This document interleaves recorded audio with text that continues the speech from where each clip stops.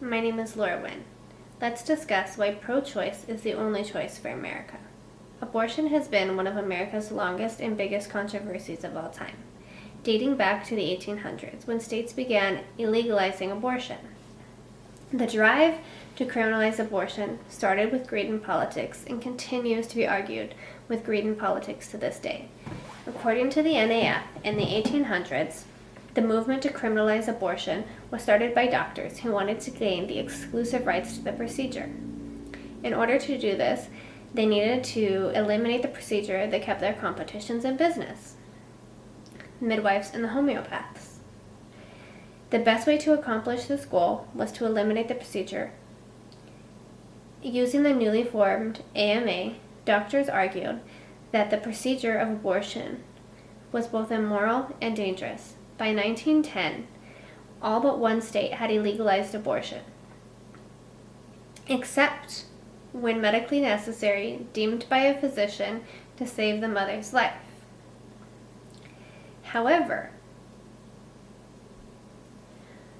when Roe v. Wade came before the Supreme Court, the verdict was overturned and abortion was made illegal, giving women the rights to their own body back.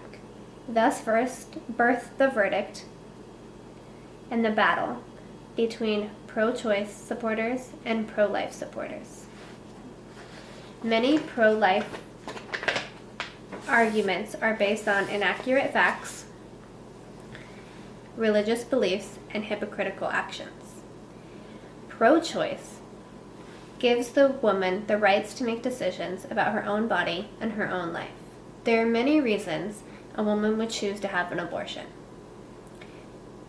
rape or incest, financial reasons, education reasons, quality of life reasons, all which are valid reasons for a woman to seek an abortion.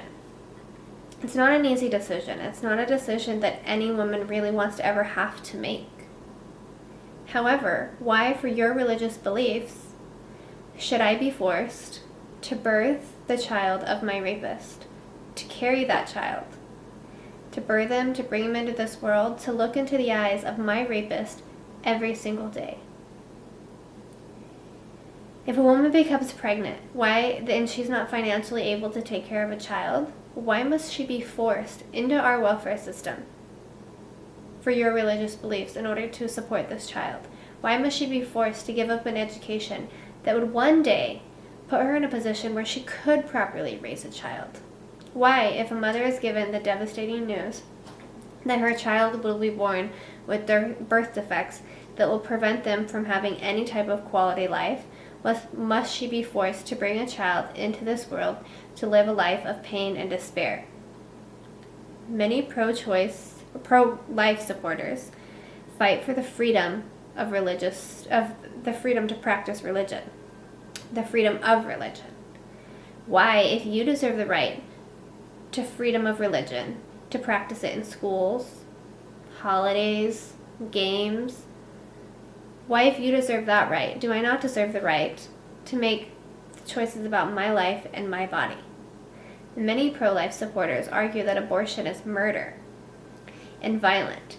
Yet, many pro-life supporters have been known to stalk, harass, threaten, and even kill those who receive or provide abortions, thus making the very same act they claim to be immoral.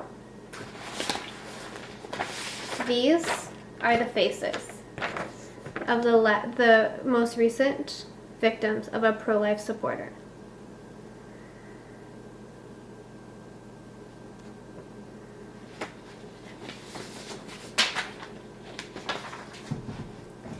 Pro-life argues that life begins at conception. However, science and studies have proven that a 21-week fetus has a 0% chance of life outside of the uterus. It's not until a fetus reaches 25 weeks does a fetus then only have a 50% chance of survival. The debate about when life begins is one that will continue to be argued and to be researched. However, calling abortion a murder on a fetus that could not survive on its own is quite a bit of a stretch. Even though many people in pro-life practice pro-life because of religion, it might surprise you to know that according to the you are in the know, more than 7 in 10 U.S. women obtaining an abortion report of religious affiliation, and 25% attend religious services once a month. Pro-life supporters do agree that sometimes the circumstances of bearing a child would put the mother's life at risk. An abortion is necessary. This brings important facts to the surface. Who and why is the mother's life more valuable at this point? And if it's dangerous, they claim that it's dangerous. The risk of death, according to the National Center of Biotechnological Information, the risk associated with childbirth is 14 times higher than that of an abortion. The overall mortality rate associated with childbirth far exceeds that of an abortion. Pro-life supporters also fail to realize that criminalizing abortion isn't going to take it away. It's going to force it underground. Prior to the Roe v. Wade Act, even though records weren't accurately kept, it's estimated that 1.2 million abortions happened per year. These women were forced to seek unlicensed physicians, and many resulted in death and serious medical injuries.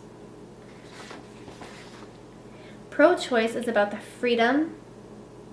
It's about real facts. It supports your right to have the choice about your life. It supports your access to birth control. It supports comprehensive age-appropriate education. Pro-choice supports you. Pro-choice is about the right to have an option.